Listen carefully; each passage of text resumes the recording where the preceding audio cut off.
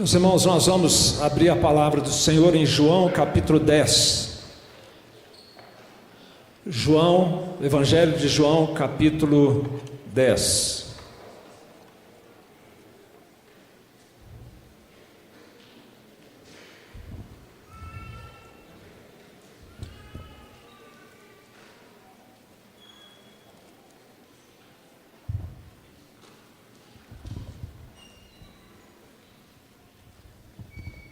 Vamos fazer essa leitura alternadamente.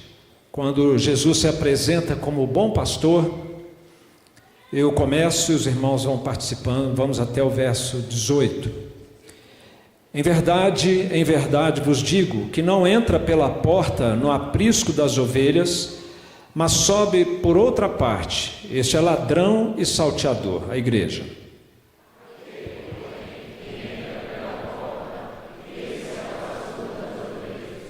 Para este o porteiro abre, as ovelhas ouvem a sua voz, ele chama pelo nome as suas próprias ovelhas e as conduz para fora.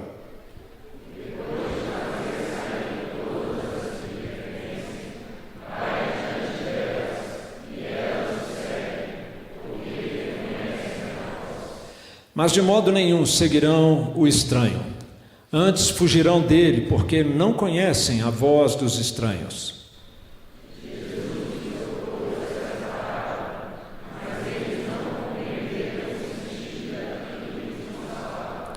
Jesus, pois, lhes afirmou de novo: em verdade vos digo, eu sou a porta das ovelhas.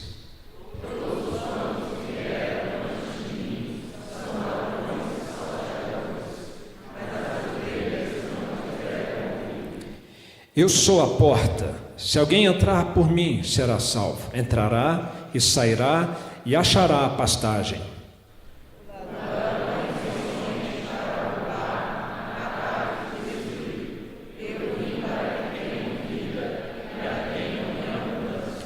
Eu sou o bom pastor. O bom pastor dá a vida pelas ovelhas.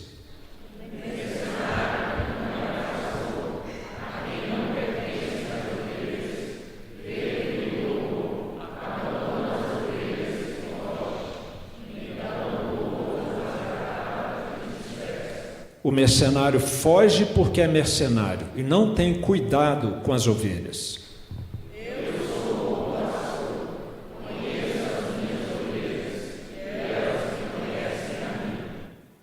Assim como o Pai me conhece a mim e eu conheço o Pai, e dou a minha vida pelas ovelhas.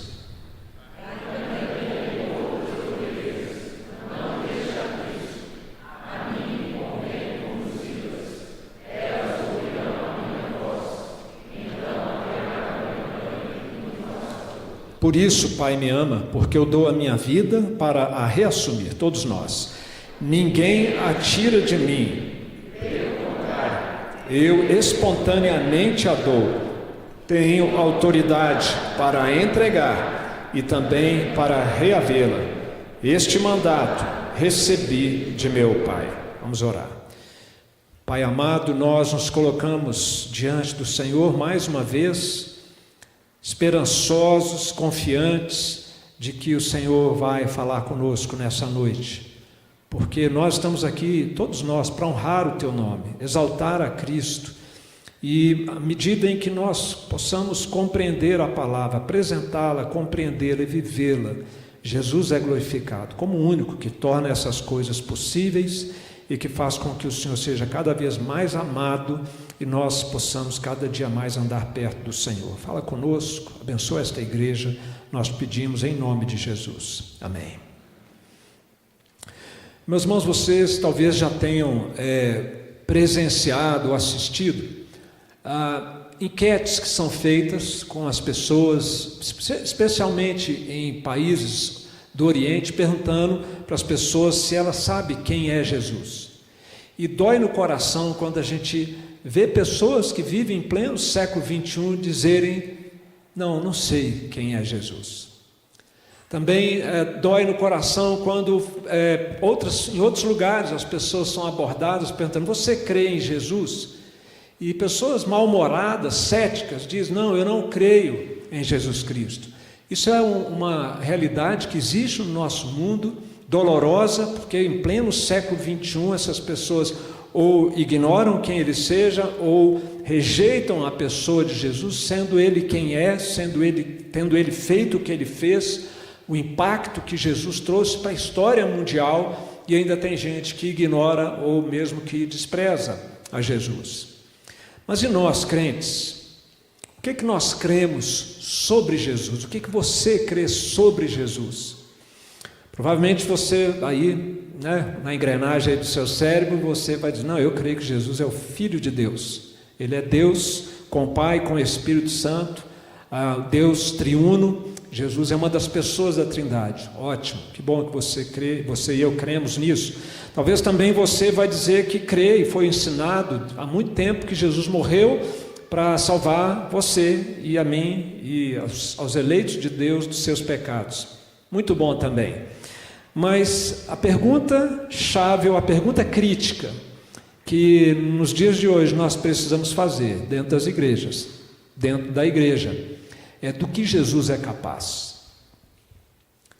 Não apenas quem ele é, não apenas o que ele fez, não é pouca coisa, é muita coisa, mas do que Jesus é capaz de realizar, especialmente em se tratando do impacto de nós vivemos no mundo caído, no mundo quebrado, como o mundo que nós vivemos, quebrado pelo pecado, que está espalhado em todos os lugares, em todas as relações e dentro dos nossos corações. Esta é uma realidade que traz sofrimento, que traz miséria, que suscita uma série de problemas. E a pergunta então é: Jesus pode fazer diferença?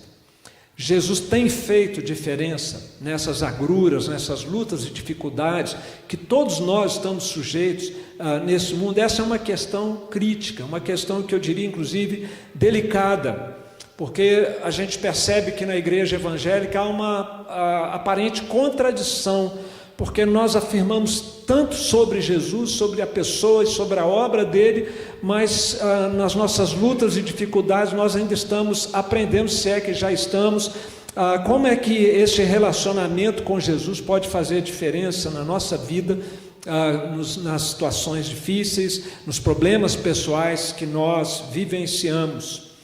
Aqui na nossa igreja, já nos últimos anos, nós temos enfatizado ainda mais do que sempre foi enfatizado, porque sempre foi a singularidade de Jesus, a suficiência de Jesus, a suficiência do seu evangelho para curar almas. E esse é o tema, eu vou pedir para projetar ali, o tema desse ano em nossa igreja, a cura da alma por meio de Jesus Cristo.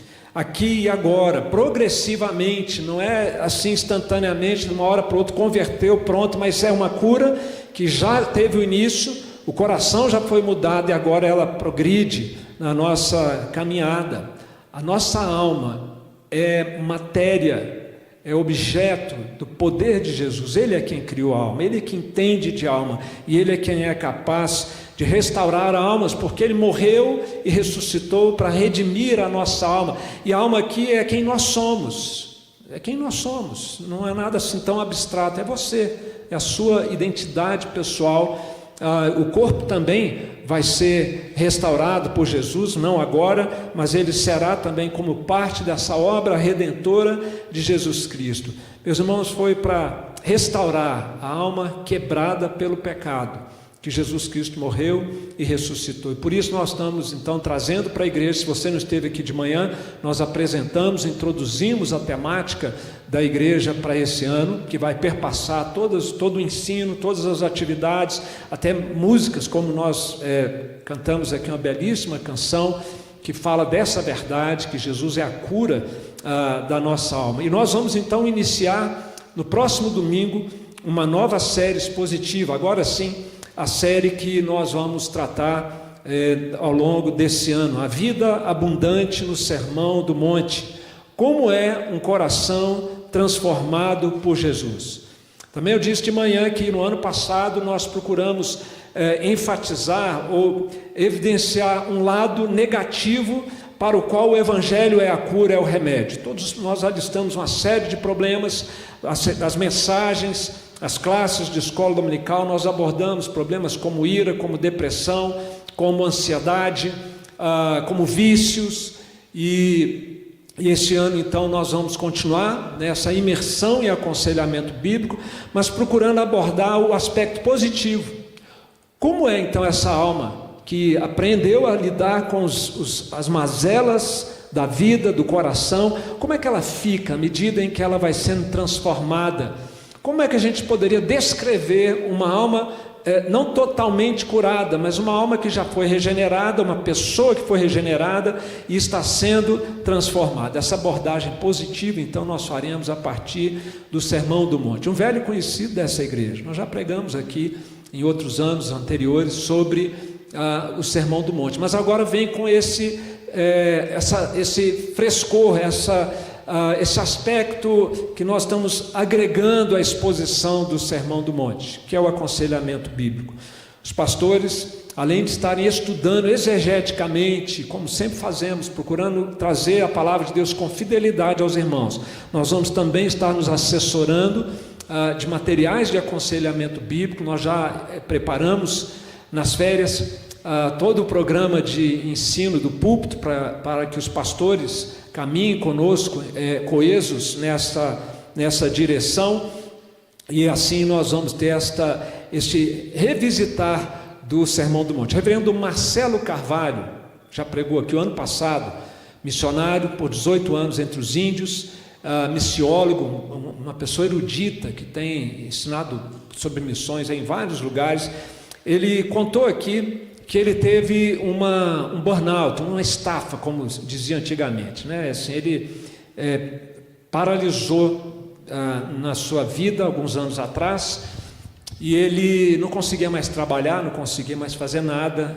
A missão deu para ele 1 ano nos Estados Unidos, e lá ele foi então se recuperar, se refazer, e lá ele conheceu esse recurso do aconselhamento bíblico.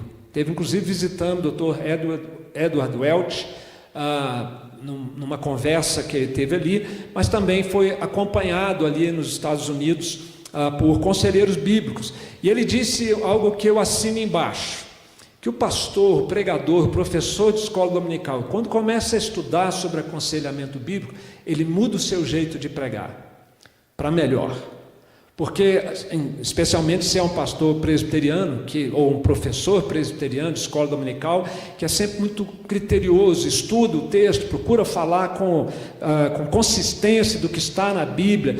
Então, essa clareza da análise bíblica, essa profundidade da doutrina, agora vem receber o auxílio do aconselhamento bíblico para evitar um problema que nós, presbiterianos, podemos incorrer. Sermos muito abstratos nas aplicações, sermos muito generalistas, muito distantes da realidade em que você vive. E essa é a proposta, então, que nós fazemos para este ano, com esta nova série do Sermão do Monte. Hoje, nesta pregação em João 10, não é no Sermão do Monte ainda, vai ser uma pregação, está sendo de preparação para a série. Esse texto bíblico ele é muito pertinente como base para esta futura série que nós vamos abordar, porque aqui Jesus afirma a sua identidade, quem ele é e o que ele faz, e por que nós podemos buscar nele e confiar nas palavras dele que estão no Sermão do Monte como o ideal de vida abundante. Como esta vida abundante, como nós podemos experimentar essa vida abundante, ela seria impossível se Jesus não fosse quem ele é e não tivesse vindo fazer o que ele fez, conforme está aqui em João capítulo 10.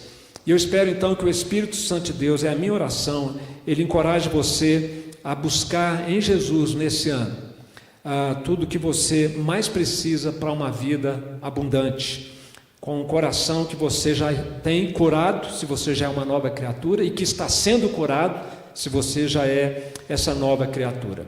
Então, vamos a João capítulo 10.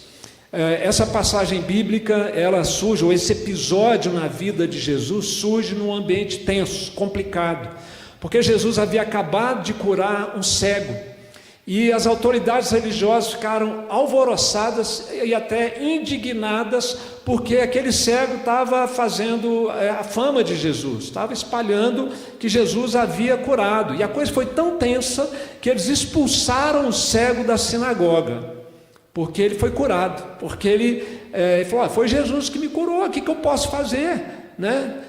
Vocês querem saber tanto sobre Jesus, porque vocês também querem se converter a ele? Ele deu uma esticada na corda e puseram ele para correr. Então havia aquela polêmica ali. O texto, o capítulo anterior, no capítulo 9, o capítulo termina tenso, versículo 40. Alguns dentre os fariseus que estavam perto dele perguntaram: acaso também nós somos cegos? Versículo 41. Respondeu-lhe Jesus: se fosseis cegos, não teríeis pecado algum, mas porque agora dizeis nós vemos, subsiste o vosso pecado.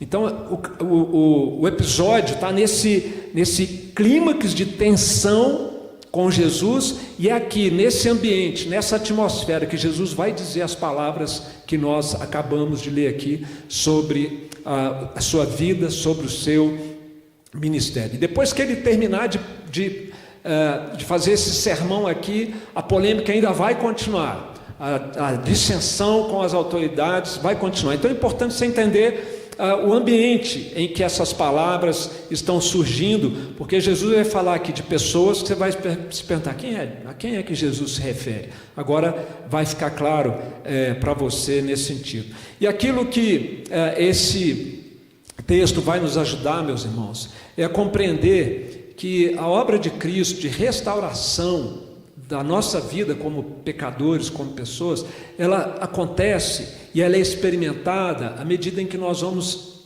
encontrando esta vida abundante em Jesus. E essa vida abundante não tem a ver apenas com alívio para o sofrimento, alívio emocional, porque existe essa ideia meio mística assim, né, de que a vida abundante é que quando você fica assim, êxtase espiritual. Pode até ser algo muito tocante, muito realmente que mexe com a gente, mas é muito mais do que isso. É a restauração da imagem e semelhança de Deus conosco. Isso é muito prático, irmãos, porque ser homem e ser mulher não é o que nós estamos vendo na nossa sociedade, e talvez não, com certeza, não é o que a gente vê no espelho. Ali, quando a gente olha no espelho, não tem um homem e uma mulher conforme Deus criou, perfeito, refletindo plenamente a imagem de Deus. E Jesus veio para restaurar isso, para refazer isso em nós. E isso é a vida abundante. A vida abundante, ela acontece quanto mais parecidos com Deus nós estamos ficando. Isso é uma obra que só Jesus pode fazer. Por isso nós podemos encontrar nesta passagem essa verdade, meus irmãos, de que só Jesus satisfaz a nossa alma. E nós vamos ver aqui os motivos, as razões que nos dão esta confiança, porque pode ser que em algum momento nós estejamos em dúvida: será que só Jesus mesmo satisfaz a nossa alma?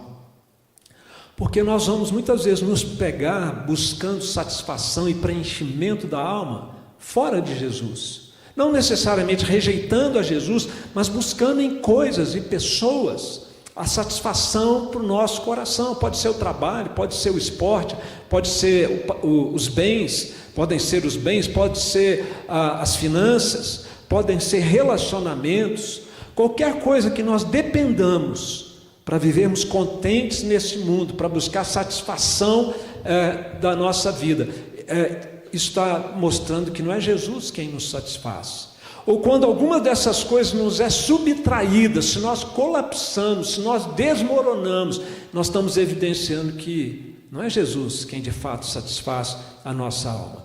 E eu espero que ao longo desse ano você tenha cada vez mais a compreensão e o desejo ardente no seu coração, colocado pelo Espírito Santo, de buscar só em Jesus a plena satisfação. Claro, podem ter outras coisas muito boas na nossa vida, e Deus tem sido gracioso, tem nos dado muitas bênçãos, mas não são essas bênçãos que vão preencher o nosso coração. Onde ou por que eu deveria buscar em Jesus a cura para a minha alma, a satisfação para a minha alma? O primeiro motivo que eu encontro aqui, meus irmãos, nas palavras do próprio Senhor Jesus, é porque Jesus é a porta. Jesus é a porta.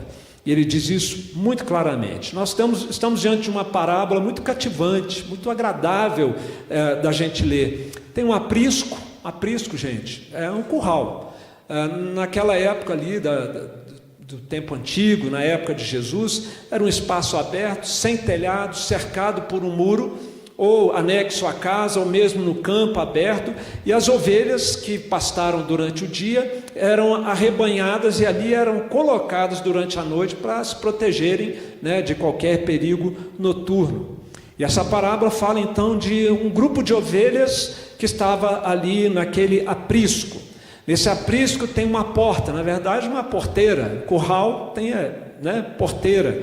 Tem um porteiro que é o vigia, que só abre a porta ali se chegar o pastor das ovelhas. Ele não vai abrir a porta para estranho. Aí tem o pastor, e a característica do pastor é que ele entra pela porteira, o porteiro abre a porta para ele. Mas nessa parábola tem também um personagem estranho, e literalmente ele é chamado de estranho, porque ele é um ladrão, ele é um salteador, ele entra furtivamente, não pela porta, mas ele entra escondido, com a intenção de roubar as ovelhas daquele aprisco, e ele se frustra porque as ovelhas não seguem a voz deles. Se um dia você tiver a oportunidade de assistir a algum pequeno vídeo mostrando um ajuntamento de pastores com seus rebanhos no Oriente, por volta ali do meio-dia, sol quente, eles vão para um oásis, e ali as ovelhas se matam a sede, refrescam. E quando chega a hora de ir embora, as ovelhas estão todas misturadas, todas, não tem essa de separar, não. Só que os pastores, isso acontece nos dias de hoje, quando ele dá o som da voz dele, chamando as ovelhas, elas saem do meio de onde elas estiverem e elas seguem o pastor, só aquele. Se outro der o comando, elas não vão seguir. É muito bonito isso.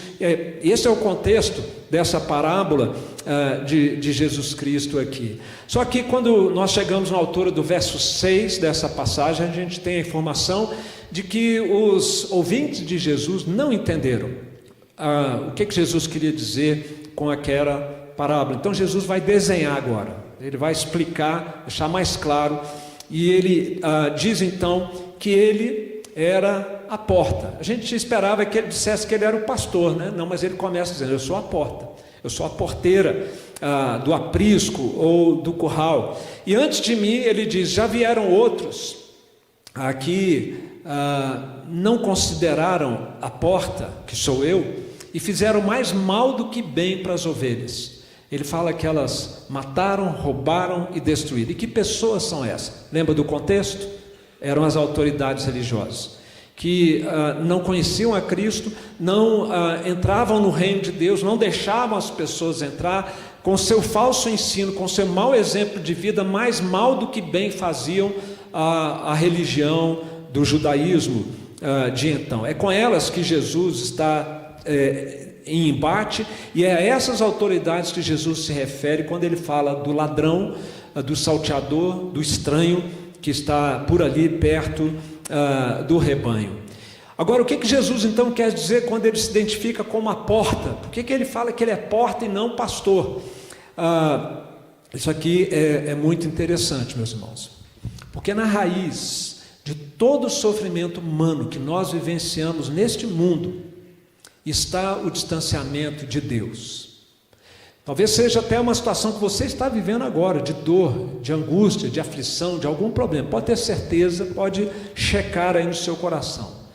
Se esses problemas estão ferindo você e você não está conseguindo lidar com eles de uma maneira saudável, é porque você precisa se aproximar mais do Senhor. Não para ficar livre de problemas, às vezes sim, mas não necessariamente ficarmos livres de problemas nesse mundo. Eles vão atingir a todos nós, mas para nós sabermos lidar com os problemas, lidar com a vida de uma maneira saudável, resiliente, sem perder o contentamento, glorificando a Deus. A gente tem que estar próximo de Deus. E então, sem falar no caso também de pessoas que vivem longe de Deus, ou quando nós nos afastamos de Deus, os problemas vêm. Porque tudo era perfeição e harmonia até o dia em que os nossos pais foram expulsos do jardim do Éden. Ali começou todo o problema. E isso se reproduz diariamente na vida de bilhões de pessoas. A expulsão, o distanciamento, o afastamento está na raiz de todo o sofrimento. E essa é uma pergunta, então, essa é a pergunta de $1 milhão. Como é que a gente põe fim a isso? Como é que a gente resolve esse problema do afastamento do nosso Criador? Como é que nós podemos mitigar ou minimizar a dor de viver no mundo caído e quebrado como o nosso? Qual o caminho? Para onde nós devemos nos dirigir? Em qual porta nós devemos bater para solucionar isso? Essa é a angustiante procura de toda a alma humana. Você lembra quando Paulo estava pregando em Atenas? E ele fala dessa experiência de angústia das pessoas procurando um caminho, uma saída. Em Atos 17, 26, a palavra de Deus, Paulo diz, que Deus de um só fez toda a raça humana para habitar sobre toda a face da terra. Agora pula para o 27, por gentileza. Deus fez toda a raça humana para o quê? Para buscarem a Deus, se porventura tateando o possam achar, bem que não está longe de cada um de nós. Olha aí a humanidade tateando no escuro, procurando a saída, procurando a porta, procurando o caminho de volta para o jardim. E Jesus disse: eu sou a porta. Eu sou a porta de acesso. Acesso a quê, meus queridos? A essas duas preciosas bênçãos, as quais são as mais necessárias na nossa vida. Ele diz que Ele é a porta da salvação, versículo número 9. Eu sou a porta, se alguém entrar por mim, será salvo. Essa é a primeira bênção, grande bênção, salvo da ira de Deus, salvo da condenação que nos mantém distantes de Deus. Salvação é reconciliação com Deus, é transformação do coração. Mas ele diz também que ele, como porta, é o meio de acesso a uma segunda grande bênção que todos nós precisamos. Entrará, ainda no verso 9, sairá e achará pastagem. Ele está usando a linguagem de ovelhas aqui, da época, essa linguagem pastoril, e é muito interessante quando a gente estuda sobre esses costumes de então, os rebanhos eram reunidos ali na aldeia, no final do dia, como eu disse, num aprisco. No outro dia cedinho, o pastor vinha para levar as ovelhas em busca de pastagem, que ali na aldeia não tinha, em busca de águas tranquilas, e ele então ia à frente do rebanho diariamente para alimentar as suas ovelhas. O Salmo 23 é clássico, fala dos pastos verdejantes para onde o bom pastor leva as suas ovelhas. E no verso de número 10 ele repete essa ideia, quando ele diz: o ladrão vem somente para roubar, matar e destruir. As autoridades religiosas: eu vim para que tenham vida e vida em abundância, salvação e vida abundante. É isso que Jesus veio nos trazer, esta é a missão de Jesus. Isso é muito importante, meus irmãos. A Confissão de Fé de Westminster, na verdade o breve catecismo de Westminster, descreve assim com uma clareza cristalina a condição nossa, como é a nossa vida fora da porta. Quem ainda não entrou na porta. A pergunta de número 17 do breve catecismo diz assim: qual foi o estado em que a queda reduziu o gênero humano? Tá bom? Pergunta simples. O que a queda produziu na humanidade? Resposta: a queda reduziu o gênero humano a um estado de pecado e miséria. Você sabe o que é isso? Você é um pecador como eu. Você sabe o que é muitas vezes sermos escravizados, reincidentes nos nossos pecados. Você sabe como eu, a miséria que o pecado produz na nossa vida, ou dos nossos familiares, ou dos nossos colegas de trabalho. E na pergunta 19, os nossos doutores lá de Westminster, eles detalharam um pouquinho mais com a seguinte pergunta: qual é essa miséria do estado em que o homem caiu? E a resposta é: toda a humanidade, ou todo o gênero humano, pela sua queda, perdeu a comunhão com Deus, está debaixo de ira e maldição, está sujeito a todas as misérias nesta vida, à morte e às penas do inferno para sempre.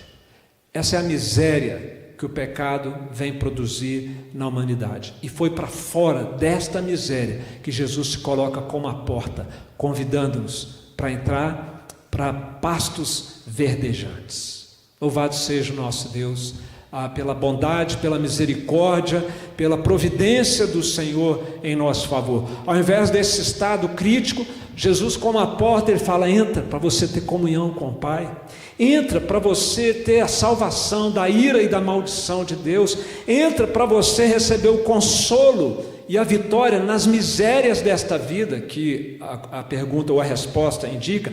Entra por essa porta para você experimentar a ressurreição final do seu corpo. Entra por essa porta para você ter vida com Deus, longe do inferno, para sempre. Eu sou a porta.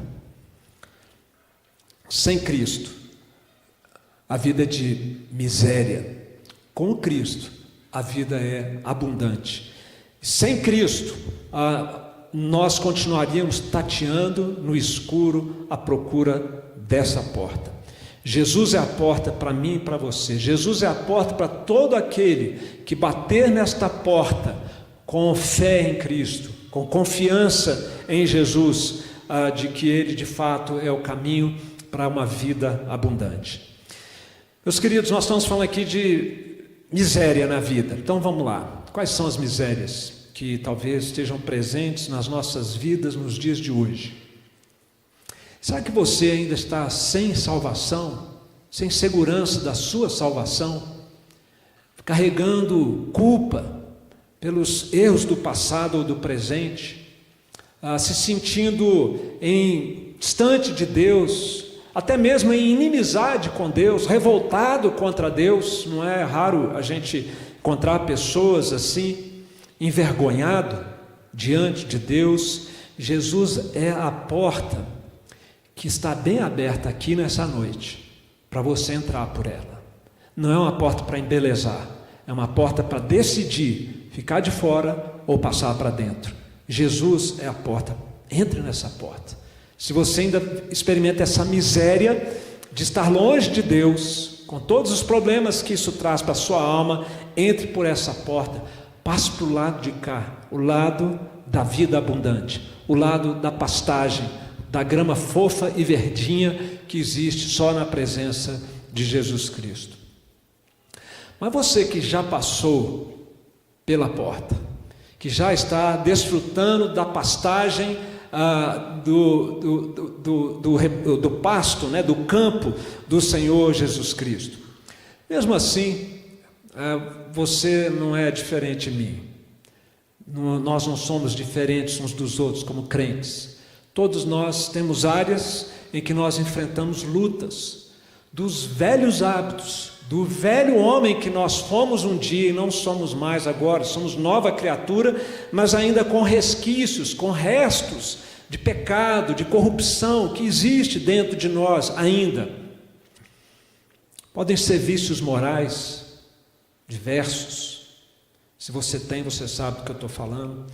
Podem ser angústias da alma mesmo. Pode ser frustrações com pessoas ou com a própria vida. Então, sabe o que nós precisamos fazer? Nós que já entramos, nós precisamos olhar em volta e ver o pasto verdinho que existe na presença de Jesus. Porque talvez nós estejamos olhando muito para essas coisas, ou para dentro da nossa própria miséria residual que ainda existe aqui, e estamos deixando de perceber a vida abundante que Cristo veio trazer para nós. Será que Jesus foi comissionado pelo Pai na eternidade para trazer vida abundante para nós? Ele diz aqui, promete que Ele é a porta, quem entrar vai ter esta vida abundante, essa pastagem. Será que Jesus vai falhar com você? Só com você? Que Ele não vai cumprir isso? Você que é um crente em Jesus, você que está do lado de dentro da porta ou da porteira. O ladrão vem somente para roubar, matar e destruir. Eu vim para que vocês tenham vida e vida em abundância. Só talvez você precise entender que é preciso ter paciência. A mudança não acontece de uma hora para outra, ela é progressiva, e Deus colocou à nossa disposição inúmeros meios para que essas mudanças interiores aconteçam. A começar do nosso relacionamento de aliança com Ele, a instrução da palavra, o recurso da oração, a comunhão da igreja, o aconselhamento com pessoas mais maduras, a literatura disponível, quem sabe numa área onde você enfrenta dificuldade específica. Veja quantos recursos nós temos para este aprofundar da vida abundante no nosso coração. É possível então que o que está faltando acontecer comigo, com você crente, é que nós precisamos nos arrepender da nossa tentativa de lidar com essas coisas, com a nossa força, com a nossa sabedoria, e precisamos crer em Jesus de novo. Não para ser salvo de novo, mas se você não precisou crer para ser salvo, nós precisamos crer em Cristo continuamente, renovar a nossa fé nas promessas dEle, no poder dEle, crermos que Ele vive em nós e que a morte de Cristo na cruz, ela foi uma morte eficaz, impactante, que é para continuar produzindo resultados na nossa vida, agora que nós somos crentes. Só Jesus satisfaz a nossa alma, porque Ele é a porta. Ele é a porta da salvação, Ele é a porta da vida abundante. Mas Jesus diz mais, e o que Jesus diz a mais aqui nessa passagem também nos encoraja, nos motiva a realmente buscarmos nele a satisfação para a nossa alma. Jesus diz: eu sou a porta, e eu sou o bom pastor. A parábola vai continuar agora com alguns detalhes adicionais, importantes para a mensagem que Jesus quer deixar aqui. Ele faz referência agora ao ladrão, mas a referência que ele já havia feito ao ladrão, agora ele chama o ladrão de mercenário. Ele está falando de líderes religiosos. Você vê que isso não é novidade, né? A gente fica às vezes incomodado com notícias que a gente ouve, muitas vezes, de líderes religiosos no nosso tempo, que são verdadeiros mercenários, que querem esfolar a ovelha, que querem tirar da ovelha. Mas o mercenário aqui, ele diz que ele é mercenário porque a atitude dele demonstra isso. É uma atitude que visa só a sua própria satisfação. Quando a ovelha está passando por algum perigo, ele fala aqui, Jesus fala do lobo, ele se afasta, ele entrega a ovelha às traças e ele se garante, se protege. Ele foge, ele abandona a ovelha, ele não cuida das ovelhas, e a razão disso é porque elas não o conhecem, e ele não as conhece. Conhecimento aqui é intimidade. A relação dos pastores com... Bom, se você tiver um pet em casa, você sabe o que é ter apego e afeição pelo seu gato, pelo seu passarinho lá, pelo cachorro, para quem gosta, né, de animais em casa. Então você imagina um pastor que vive diariamente, por anos a fio, ao lado das suas ovelhas.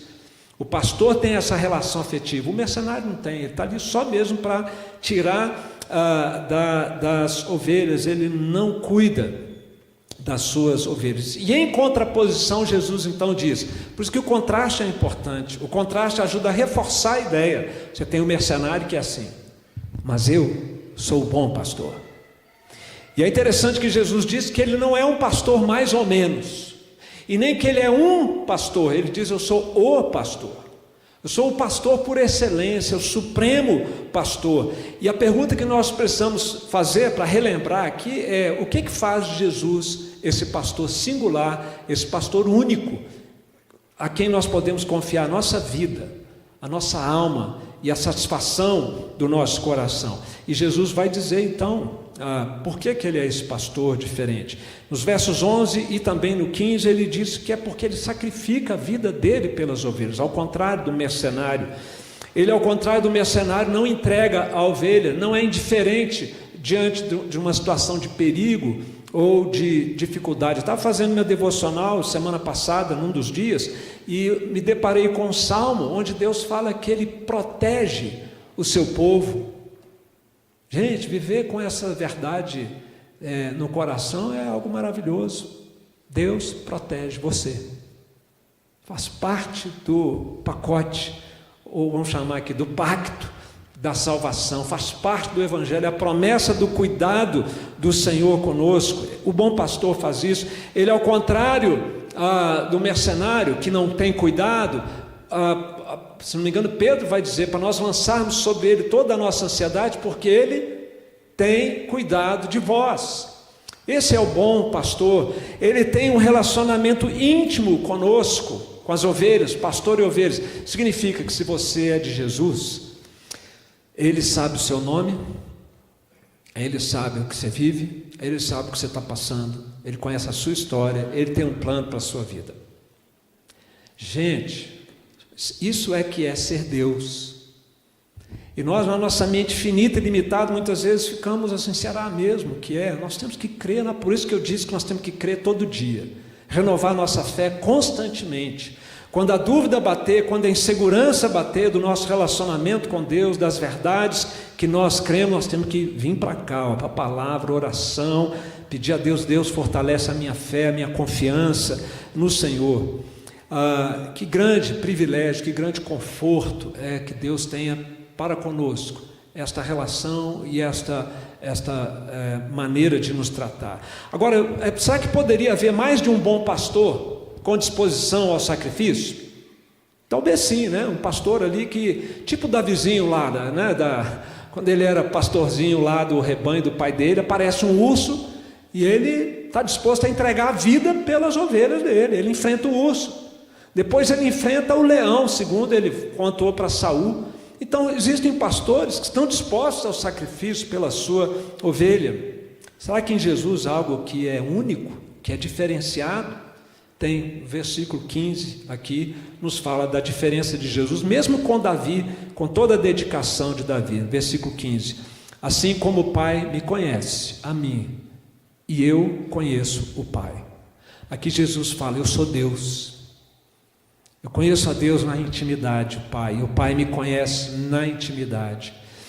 É isso que faz diferença, ou que torna Jesus tão diferente em relação a qualquer outro bom pastor que possa surgir em seu nome. Ainda rapidamente, aqui no verso 16, Jesus fala que vai reunir os gentios de tantos lugares ainda. Imagina, naquela época ninguém imaginava ou pensava que a igreja ia se tornar isso que se tornou, internacional, no mundo inteiro. Pois Jesus já dizia aqui que ele faria isso, ele ia reunir outras ovelhas, não daquele aprisco, e elas também, nós iríamos ouvir a sua voz como gentios, e formarmos com os judeus um só rebanho desse único pastor. No verso 17, mais uma vez, Jesus reafirma que o seu relacionamento com o Pai, por isso o Pai me ama, e ele também mostra aqui a singularidade do seu sacrifício. Outros poderiam morrer pelas suas ovelhas, sim, como eu citei Davi, mas nenhum poderia reassumir a sua própria vida,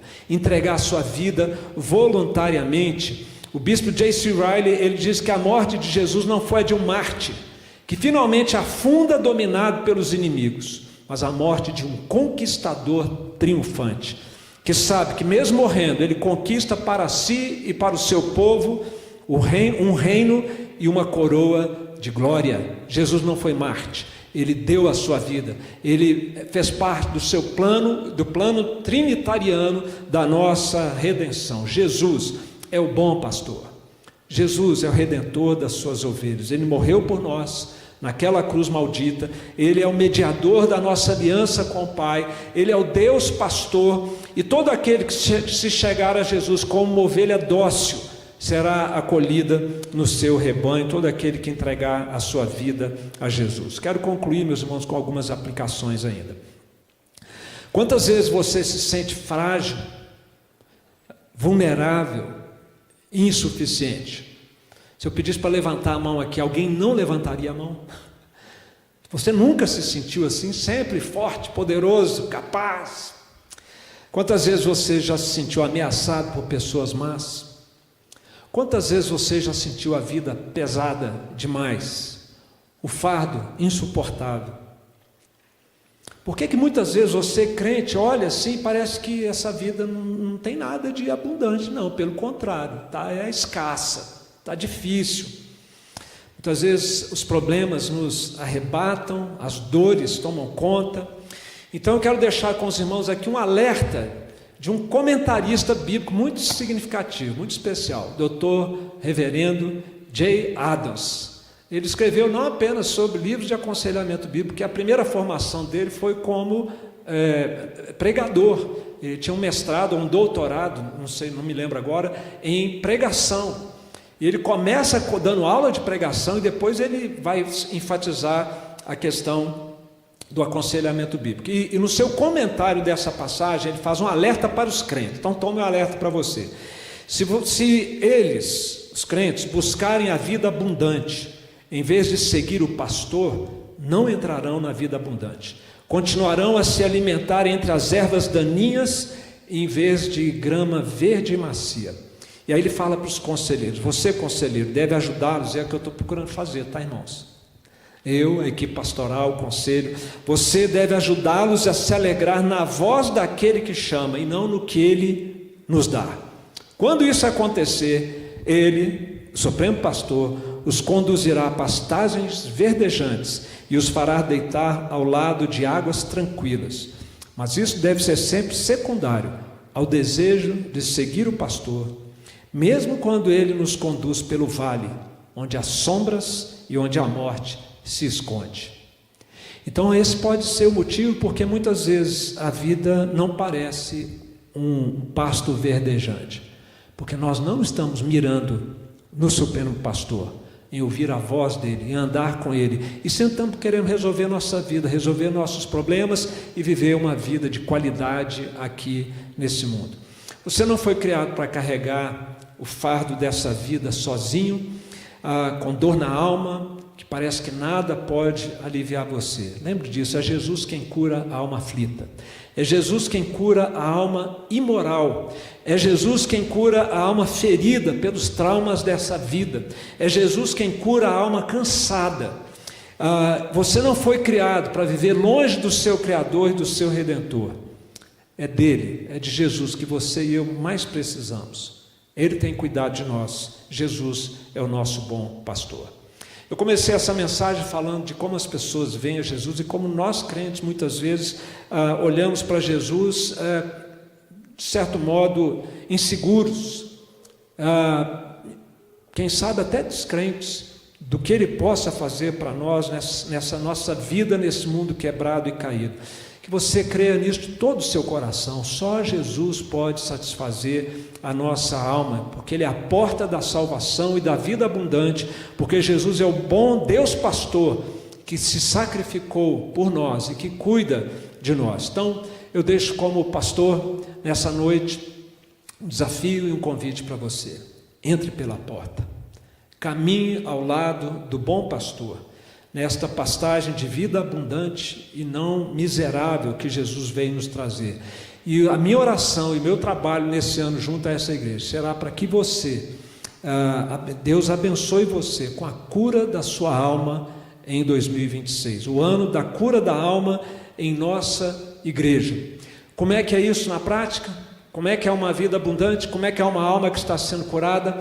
Nós vamos procurar desenvolver então nesta série a vida abundante no Sermão do Monte. Como é um coração transformado por Jesus? Não falte aos cultos, não falte à escola dominical, senão você vai perder coisas preciosas ao longo desse ano. Que Deus nos abençoe e assim fortaleça a sua vida e a nossa igreja. Amém, irmãos?